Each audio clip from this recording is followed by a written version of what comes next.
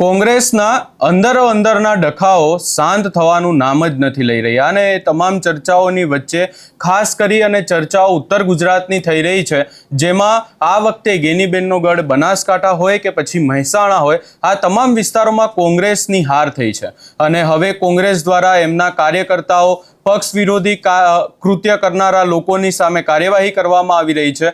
હવે મહેસાણામાં શું થયું છે એની વિગતે ચર્ચા કરીશું। નમસ્કાર, હું છું ઉજ્જવલ અને આપ જોઈ રહ્યા છો નિર્ભય ન્યૂઝ। આ વખતે સ્થાનિક સ્વરાજ્યની ચૂંટણીમાં કોંગ્રેસને ક્યાંક ને ક્યાંક એવી આશા હતી કે ઉત્તર ગુજરાત એટલે કે મહેસાણા, બનાસકાંઠા, પાલનપુર આ તમામ વિસ્તારોમાં કોંગ્રેસની સીટો આવશે।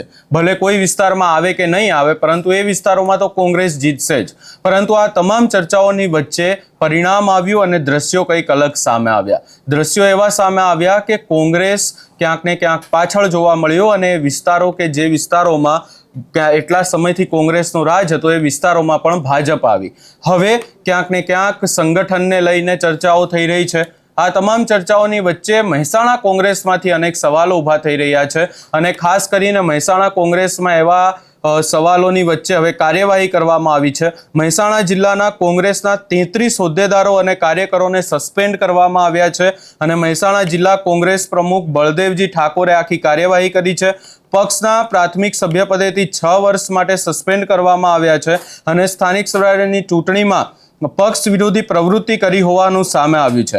પક્ષ વિરોધી પ્રવૃત્તિ કરવા બદલ કોંગ્રેસની કાર્યવાહી પણ સામે આવી છે, પરંતુ અહીંયા એક વાત એ પણ છે કે આ કાર્યકર્તાઓ અને જે લોકો છે એમને સસ્પેન્ડ તો કરવામાં આવી રહ્યા છે, પરંતુ કોંગ્રેસની સમસ્યા બીજી પણ છે।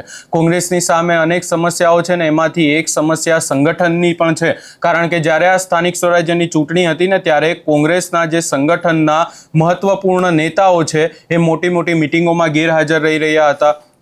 ખાસ કરી અને જ્યારે નિર્ણયો લેવાના હતા ત્યારે પણ કાર્યકર્તાઓ અને જે હોદ્દેદારો છે એ ગેરહાજર રહ્યા હતા અને ત્યારે પણ અનેક ચર્ચાઓ થઈ હતી કે કોંગ્રેસની જો સૌથી મોટી કોઈ ભૂલ હોય તો કોંગ્રેસની ભૂલ છે એમનું સંગઠન જે મજબૂત નથી, એના કારણે જ કોંગ્રેસ ક્યાંક ને ક્યાંક પાછળ રહી રહ્યું છે। અને આખી બાબતને લઈને જે તે સમયે જ્યારે સ્થાનિક સ્વરાજ્યની ચૂંટણીમાં ગુલાબસિંહ રાજપૂત, ગેનીબેન ઠાકોર તમામ લોકો દ્વારા નિવેદન આપવામાં આવ્યું હતું કે અંદર કોઈ ડખા નથી, આ જે હોદ્દેદારો છે, કાર્યકર્તાઓ છે હાજર નથી રહી રહ્યા મીટિંગમાં, એમની સામે પણ કાર્યવાહી થશે।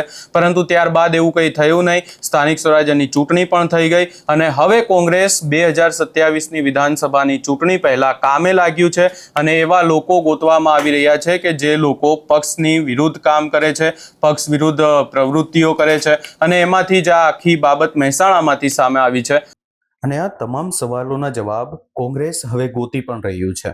ખાસ કરીને આખી જે કાર્યવાહી મહેસાણામાંથી કરવામાં આવી, બીજી તરફ બનાસકાંઠાનું પણ રાજકારણ હાલ ગરમાયેલું છે। જે રીતની પરિસ્થિતિ દિયોદરમાં પણ જોવા મળી રહી છે, એટલે હવે કોંગ્રેસને ક્યાંક ને ક્યાંક મનોમંથન કરવાની જરૂર છે, એ વિચારવાની જરૂર છે કે એમના વિસ્તારમાં શું તકલીફ પડી રહી છે, કોણ પક્ષ વિરોધી પ્રવૃત્તિ કરી રહ્યું છે અને એવા લોકો કોણ છે। ખાસ કરી અને એમને જો મહેસાણા, બનાસકાંઠા એમનો ગઢ આગામી સમયમાં બચાવવો હશે તો આ સ્થાનિક સ્વરાજ્યની ચૂંટણીમાં જે પરિણામ આવ્યું એ પરિણામ ક્યાંક ને ક્યાંક આગામી સમયમાં 2027ની વિધાનસભાની ચૂંટણીમાં એમને બદલવાનો પૂરો પ્રયાસ કરવો પડશે। એવું પણ જોવા મળી રહ્યું છે કે બનાસકાંઠા, મહેસાણા તમામ વિસ્તારની જનતા કોંગ્રેસની સાથે નથી અને હવે જોવાનું રહેશે કે આગામી સમયમાં કોંગ્રેસ આ તમામ બાબતોને લઈને શું નિર્ણયો લે છે। ખાસ કરીને મહેસાણામાંથી જે 33 કાર્યકરોને સસ્પેન્ડ કરવામાં આવ્યા છે એમની સામે કાર્યવાહી થઈ છે, એને લઈ તમારો શું અભિપ્રાય છે એ અમને કમેન્ટ કરી જરૂર જણાવશો ને અમારી ચેનલ નિર્ભય ન્યૂઝને લાઇક, શેર, સબસ્ક્રાઇબ કરવાનું ભૂલશો નહીં।